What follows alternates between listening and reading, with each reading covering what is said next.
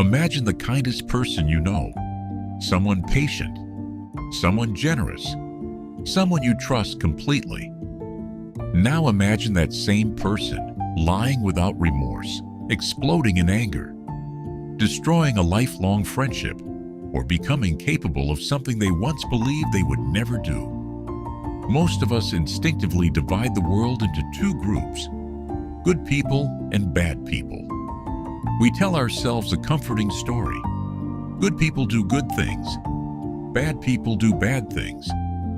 But Carl Jung believed reality is far more unsettling. He believed every human being carries both light and darkness. Not some people, not damaged people, not criminals. Everyone, including you. The question is not whether you have a shadow. According to Jung, you already do.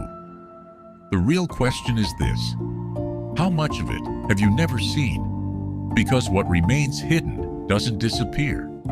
It waits, quietly influencing your thoughts, your emotions, your relationships, and sometimes your worst decisions. Perhaps the greatest danger is not the darkness we recognize. Perhaps it is the darkness we believe could never belong to us. Today, we're exploring one of Carl Jung's most powerful and unsettling ideas, the shadow, and why good people sometimes become cruel, exactly who we are. We have a picture of ourselves. I'm honest, I'm kind. I would never hurt someone on purpose. These beliefs become part of our identity. They help us feel safe, predictable, in control. But Carl Jung believed something very different. He believed the person we consciously know is only a small part of who we really are. Beneath that familiar identity, there is another part of the psyche, a part we rarely acknowledge, not because it doesn't exist, but because we have spent years pretending it doesn't. Think about the qualities you dislike most in other people: cruelty, jealousy, manipulation, selfishness.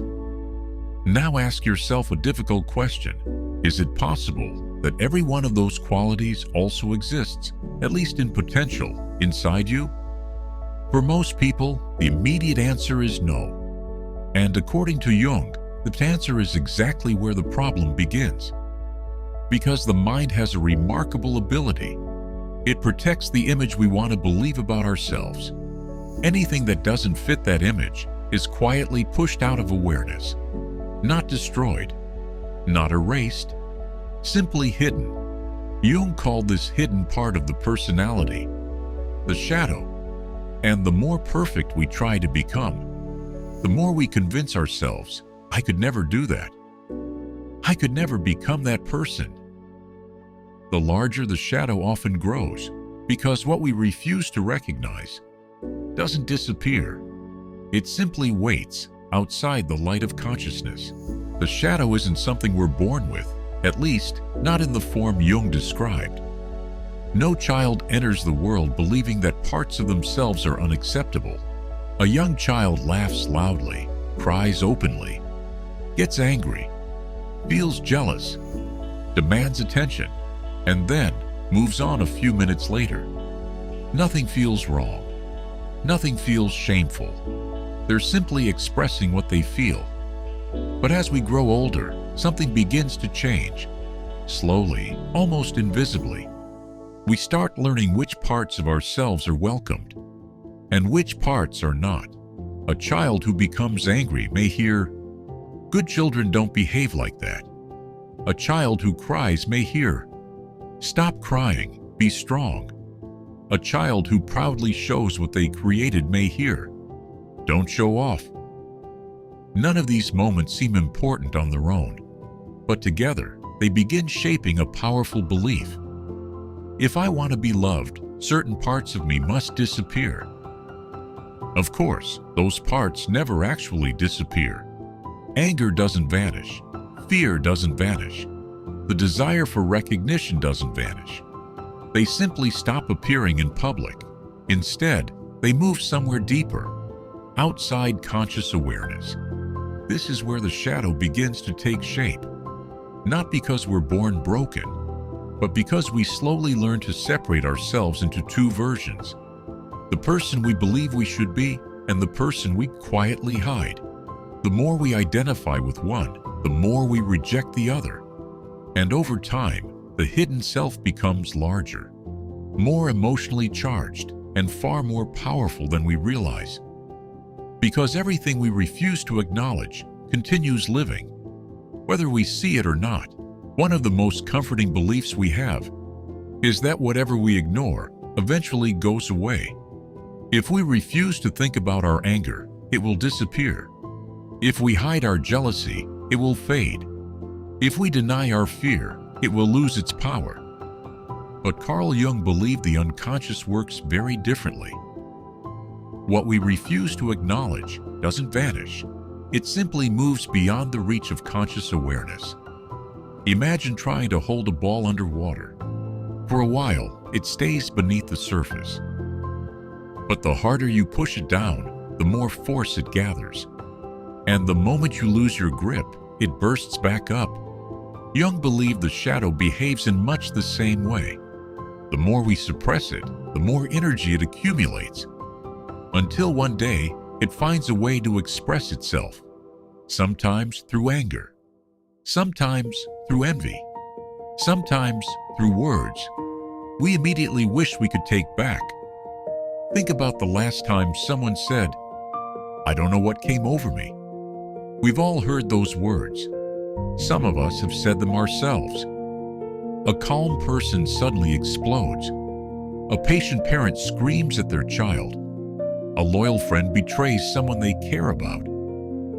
Afterwards, they feel shocked, ashamed, confused. They insist, "That wasn't me." Jung would probably disagree, not because he believed people are secretly evil, but because he believed that was also them. A part they had never learned to recognize. A part they had spent years pushing into the dark. The shadow rarely appears without warning. It grows quietly, fed by every emotion we refuse to feel, every impulse we refuse to admit, every truth we tell ourselves could never belong to us. And the longer it remains unconscious, the less choice we have when it finally emerges. Because what is unconscious doesn't ask for permission. It simply acts. Most people imagine cruelty as something extraordinary, something committed by people completely unlike themselves, criminals, dictators, violent strangers. But Carl Jung believed cruelty often begins somewhere much smaller. In ordinary moments, a parent loses patience and says something their child will remember for years. A husband says words he immediately regrets. A friend betrays someone they genuinely love. An employee humiliates a colleague. None of these people woke up that morning planning to become cruel. So what happened? Jung believed these moments rarely appear out of nowhere. They are often the result of emotions that have been ignored for years. Anger that was never acknowledged, fear that was never understood, shame that was never accepted. The shadow doesn't suddenly create a new personality. It reveals a part of the personality that was always there. This is why Jung warned against believing, "I could never do something like that." Because the moment we become certain of our own innocence, we stop paying attention to ourselves. And when awareness disappears, the unconscious quietly takes control. History offers countless examples. Ordinary people have participated in extraordinary cruelty, not always because they were born different, but because fear, hatred, obedience, or ideology allowed unconscious forces to overwhelm conscious judgment. This does not mean every act of cruelty comes from the shadow alone. Human behavior is shaped by many influences: social pressure, trauma, fear, culture, and individual choices. But Jung believed that when people fail to recognize their own capacity for darkness, they become more vulnerable to acting it out unconsciously. The greatest danger is not having a shadow. Every human being has one. The greatest danger is believing yours does not exist. Because the parts of ourselves we refuse to see often become the parts that quietly make our decisions. So if every human being carries a shadow, what are we supposed to do with it? Fight it? Eliminate it? Pretend it isn't there?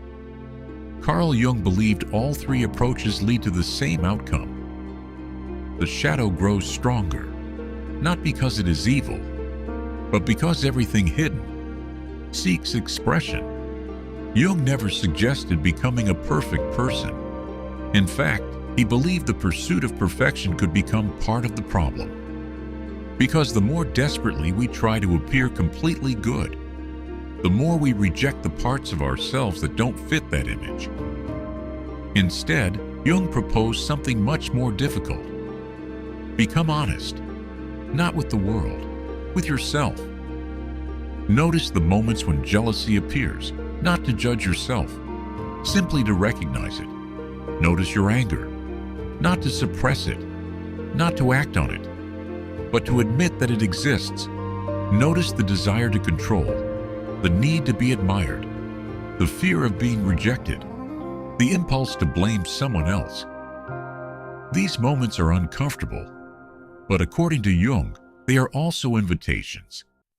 Every uncomfortable emotion asks the same question: what part of yourself have you been refusing to see? This is what Jung meant by making the unconscious conscious, not becoming someone different, but becoming more aware of who you already are. Because awareness changes something remarkable. The moment you recognize an unconscious impulse, it is no longer completely unconscious. You create a small space between the feeling and your response. And inside that space, something new becomes possible, a choice. You may still feel anger, but you don't have to become your anger. You may still feel envy, but you don't have to let envy decide your actions. The shadow doesn't disappear. It becomes something you can recognize, something you can understand, something you can take responsibility for. And perhaps that is what real psychological growth has always meant. Not becoming a person without darkness, but becoming someone who is no longer ruled by it. Perhaps the most dangerous person is not someone who knows they are capable of darkness. It is someone who believes they aren't. Carl Jung spent much of his life studying the hidden parts of the human mind. And after decades of listening to dreams, patience, and the unconscious, he arrived at a conclusion that remains deeply unsettling. Every human being carries a shadow, not because we are broken, not because we are evil, but because no one can consciously live every part of who they are. Some parts are welcomed, others are hidden. And what is hidden does not stop existing, it simply waits. Sometimes for years, sometimes for decades, until life creates the right circumstances for it to emerge. That is why Jung believed real psychological growth is not about becoming a better person. It is about becoming a more conscious one. Because the moment we recognize our own capacity for anger, we become less likely to be controlled by it. The moment we acknowledge our jealousy, it begins to lose its unconscious power. The moment we stop pretending we are incapable of cruelty, we become more careful with the choices we make. This is the paradox of the shadow. The people most controlled by it are often the ones who believe it doesn't exist, while those who are willing to face it gradually become freer.